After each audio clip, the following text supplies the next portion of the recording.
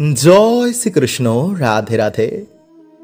বন্ধুরা, আগামী শনিবার মানে 22শে জুন থেকেই অম্বুবাচী শুরু হয়ে যাচ্ছে এবং এই দিনেই জ্যৈষ্ঠ মাসের শেষ পূর্ণিমা তিথি, যাকে জ্যৈষ্ঠ পূর্ণিমা বলা হয়, যা শুরু হচ্ছে আগামীকাল 21শে জুন সকাল 6টা 1 মিনিট থেকে পরের দিন 22শে জুন সকাল 5টা 7 মিনিট পর্যন্ত। ফলে উদয়া তিথি অনুসারে আগামী 22শে জুন শনিবার দিনই পালন হবে এই জ্যৈষ্ঠ মাসের শেষ পূর্ণিমা। তাই শনিদেবেরই জন্ম মাসের এই মহা পূর্ণিমার দিন এই খাবার বন্ধুরা আপনারা শনিবার খাবেন না। এই ফুল এই দিনে আপনারা পেলে একদমই হাত ছাড়া করবেন না। এছাড়া এই দিনে কি দান করা সর্বশ্রেষ্ঠ, কোন কাজ এই দিনে করলে সারা জীবন ভগবান পরম সৌভাগ্যে ভরিয়ে দেন, জানতে বন্ধুরা ভিডিওটি অবশ্যই পুরো দেখুন। তাই এই সময়ের মধ্যেই কিন্তু বন্ধুরা যে কার্যগুলি আপনাদের বলবো তা করার চেষ্টা করবেন। এবং বন্ধুরা, এই দিনে আপনারা কিন্তু নদীতে স্নান, দান এবং পুণ্য এই কাজগুলি করার অবশ্যই চেষ্টা করবেন, কারণ এই দিনে এই কাজগুলির মাহাত্ম্য অনেক অনেক গুণ বেশি।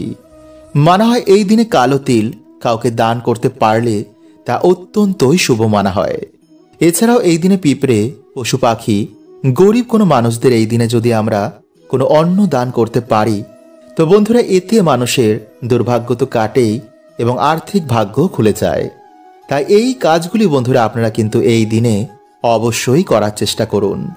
বন্ধুরা, হিন্দু শাস্ত্র অনুসার এই দিনে বাড়িতে ভগবান সত্যনারায়ণ পুজো বা ভগবান শ্রীকৃষ্ণ রাধা রানীর পুজোর এক বিশেষ মাত্রা রয়েছে।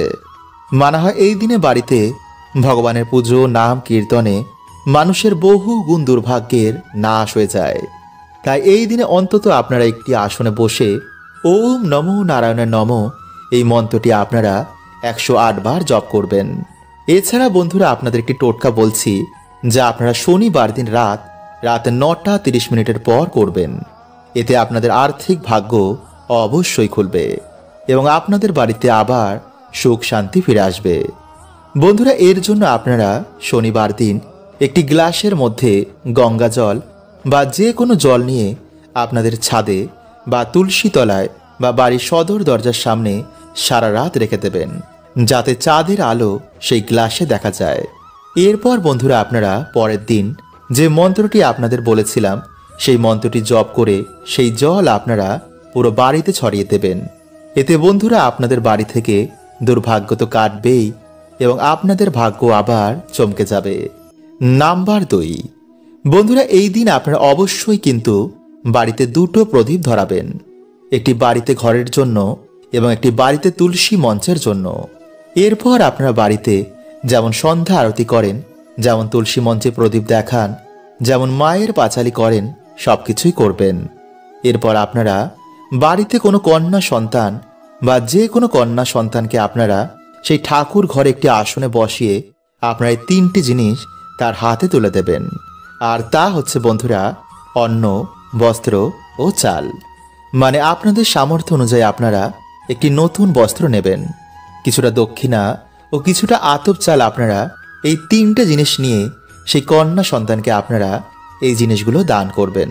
এবং যদি কোনো কারণে আপনারা এই নতুন বস্ত্র দিতে না পারেন তো তার বদলে আপনারা সেই কন্যা সন্তানের কোনো প্রিয় জিনিস আপনারা তাকে সেই দিন দান করবেন। বন্ধুরা, এই দান করার সময় আপনারা অবশ্যই বলবেন, এসো মা লক্ষ্মী বসো ঘরে, আমারই ঘরে থেকো মা আলো করে। বন্ধুরা, মানা হয় যে এই দিন এই দান সব থেকে বড় দানের মধ্যে অন্যতম। মানা হয় এই দিন অন্ন, বস্ত্র, অর্থ যদি কন্যা সন্তানকে দান করা যায় তো জীবনে কখনো এই 3টে জিনিসের আর অভাব থাকে না।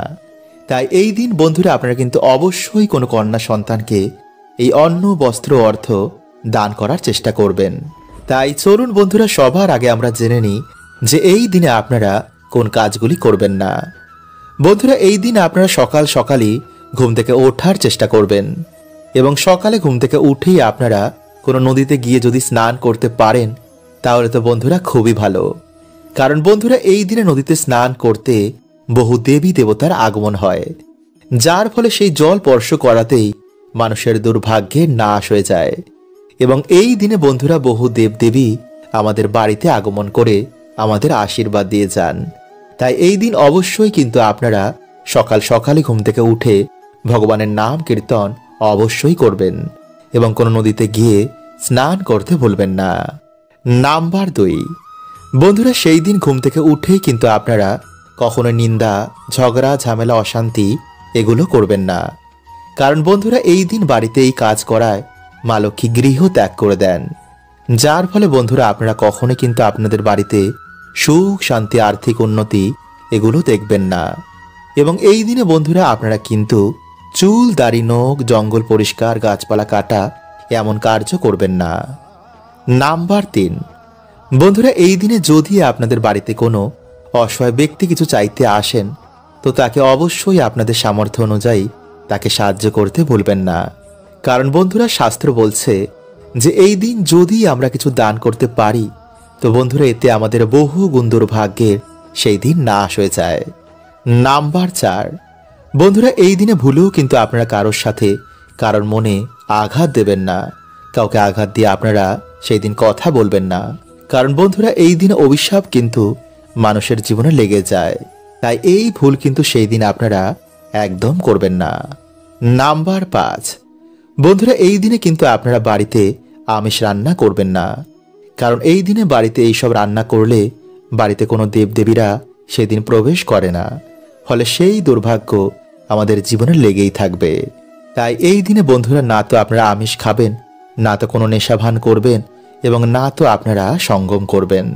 এই দিন যতটা আপনারা পারবেন ভগবান বিষ্ণু ও ভগবান শ্রীকৃষ্ণ রাধা রানীর নাম কীর্তন করুন।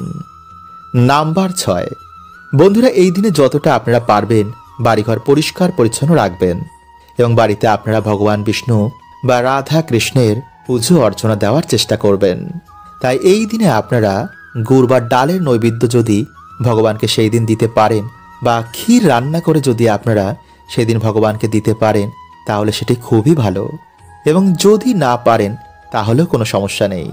সেই দিন আপনারা সন্ধেবেলায় সামান্য গুড় বা গুড়ের বাতাসা যদি ভগবানকে আপনারা প্রসাদ রূপে তা অর্পণ করেন এবং সেই প্রসাদ আপনারা পুজোর পর খান এবং ভগবানকে নিজের মনোবাসনা, নিজের দুঃখ কষ্ট বলেন তো অবশ্যই বন্ধুরা আপনাদের জীবনে ভগবানের কৃপা এসে পড়বে।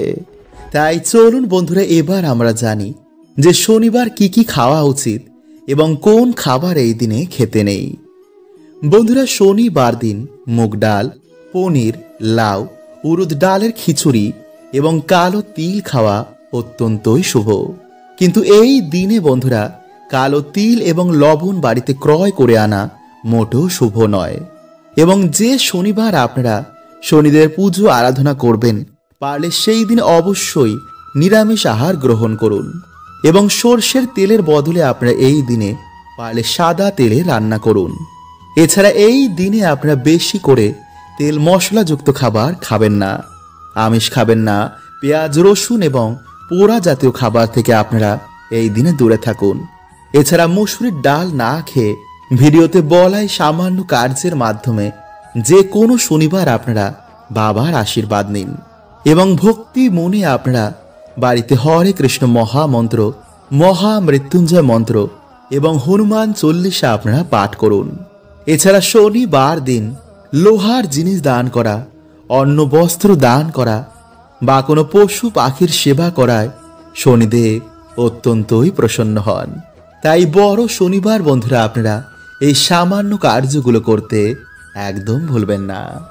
বন্ধুরা এই পবিত্র মাসের সবথেকে গুরুত্বপূর্ণ কাজ হচ্ছে যে এই মাসে সকালে ঘুম থেকে উঠে আপনারা স্নান করে তুলসী মঞ্চে কিন্তু অবশ্যই জল নিবেদন করবেন। কারণ তুলসী সেবা ছাড়া কখনো কিন্তু সেই বাড়িতে মা লক্ষ্মী এবং ভগবান বিষ্ণুর কৃপা হয় না। এছাড়া প্রত্যেক দিন এই মাসে তুলসী পুজো এবং তুলসী সেবায় সেই বাড়িতে আয়, উন্নতি এবং সৌভাগ্যে মা ভরিয়ে দেন।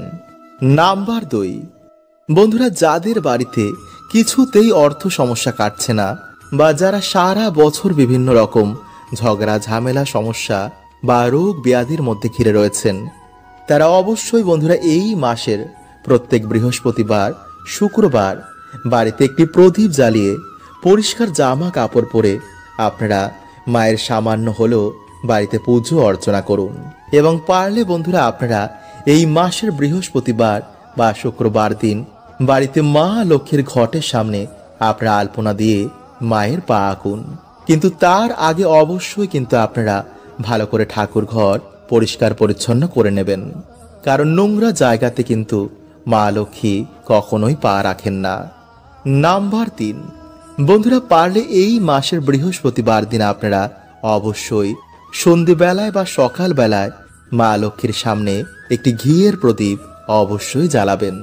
এতে বন্ধুরা মানুষের দুর্ভাগ্য নাশ হয় এবং সৌভাগ্যের উদয় হয়। ফলে আগের তুলনায় আপনাদের আয় উন্নতি অবশ্যই বাড়বে। নাম্বার 4, বন্ধুরা এই মাস চলাকালীন পারলে মা লক্ষ্মীর অত্যন্ত প্রিয় এই একটি গাছ আপনারা বাড়িতে অবশ্যই লাগান, যেমন কলা গাছ, সুপারি গাছ, নারকেল গাছ, কৃষ্ণ তুলসী গাছ এবং ধান গাছ। এই গাছগুলোর মধ্যে যে কোনো একটি গাছ আপনারা এই মাসে আপনাদের বাড়িতে অবশ্যই লাগান। এতে সারা বছর বন্ধুরা আপনাদের বাড়িতে মায়ের কৃপায় অর্থ সৌভাগ্য বিরাজ করবে। নাম্বার 5, বন্ধুরা এই মাস চলাকালীন বিশেষ করে বৃহস্পতিবার বা শুক্রবার দিন আপনারা স্নানের জলে কিছুটা সামান্য হলুদ মিশিয়ে ওম নমো ভগবতে বাসুদেবায় নমঃ এই মন্ত্র বলে আপনারা স্নান করুন। এবং স্নান করে এসে ভগবান বিষ্ণু এবং মা লক্ষ্মীর পুজো আরাধনা করুন। একটি আসন পেতে ভগবান বিষ্ণু বা মা লক্ষ্মীর কোনো মন্ত্র আপনারা 108 বার বা 21 বার জপ করুন। যদি নিয়ম মেনে এই মাসের এই বৃহস্পতিবার দিনগুলো আপনারা এই সামান্য কার্য করতে পারেন, তো বন্ধুরা আপনাদের আগের তুলনায় আয় উন্নতি বাড়বেই বাড়বে। তাই এই মাস চলাকালীন বন্ধুরা আপনারা সামান্য গুড়ের পায়েস রান্না করে কোনো বৃহস্পতিবার দিন বা শুক্রবার মাকে অবশ্যই নিবেদন করুন। নাম্বার 7, আমলকি। বন্ধুরা এই মাস চলাকালীন এই ফল আপনারা ভগবান বিষ্ণু এবং মা লক্ষ্মীকে নিবেদন করতে একদম ভুলবেন না, কারণ এই মাসে বন্ধুরা এই ফল মাকে নিবেদন করা অত্যন্তই শুভ এবং অত্যন্তই ফলদায়ী। তাই এই ফলকে বন্ধুরা অমৃত ফলও বলা হয়। তাই পারলে এই মাসে আপনারা এই ফল এনে ভগবান বিষ্ণু বা মা লক্ষ্মীকে অবশ্যই নিবেদন করুন। এছাড়া বন্ধুরা এই মাসে কাঁঠালি কলা, নারকেল, ধান, সিঁদুর, দূর্বা, লাল ফুল, পদ্ম ফুল, অম্রপল্লব, তুলসী পাতা, তুলসী মঞ্জুরি, হর্তকি, লক্ষ্মীকড়ি, শঙ্খ, চালের নৈবেদ্য এই মাসে মায়ের চরণে নিবেদন করলে, মায়ের পুজো অর্চনা করলে সেই বাড়িতে সারা বছর মায়ের কৃপা বিরাজ করে। তাই চলুন বন্ধুরা বেশি দেরি না করে এবার আমরা জেনে নিই যে কোন সেই ফুল। বন্ধুরা পদ্মপুরাণে অনুসার আপনারা যে কোনো সুন্দর ও সুগন্ধি ফুল আপনারা ভগবানকে অর্পণ করতে পারেন, তবে রক্তবর্ণ, গন্ধহীন, অকালে উৎপন্ন হওয়া এই সমস্ত ফুল ভগবানকে অর্পণ করবেন না। পদ্মপুরাণে বলা হয়েছে পোকা মাকড় লাগা, মাকড়সা বাসা করেছে জীর্ণ শীর্ণ এমন ফুল দিয়ে ভগবানের পুজো করা উচিত নয়। জ্ঞানমালা শাস্ত্রের অনুসার করি অবস্থায় কোনো ফুলকে ভগবানকে অর্পণ করবেন না। বাসি ফুল অযোগ্য হলেও পদ্ম, বকুল এই সমস্ত ফুলে কিন্তু কোনো দোষ হয় না। শাস্ত্রের অনুসারে কিছু ফুল ভগবানকে অর্পণ করতে বারণ করা হয়েছে, আর তা হলো ধুতুরা, অর্ক, করবী, ঝিষ্টি, গিরিকর্ণিকা, কষ্টকারী, শালমলি, শিরিষ, কালকুটজ এই সমস্ত ফুল ভুলেও ভগবান শ্রীকৃষ্ণকে অর্পণ করবেন না। আর যে সমস্ত ফুল ভগবানের খুবই প্রিয় তা হলো মাধবী লতা, কৃষ্ণকলি, কদম, চন্দন জবা, টগর এই সমস্ত ফুল আপনারা ভগবানকে অর্পণ করতে পারেন। তো আজকের মতন বন্ধুরা এতটুকুই। দেখা হবে পরের ভিডিওতে। হরে কৃষ্ণা।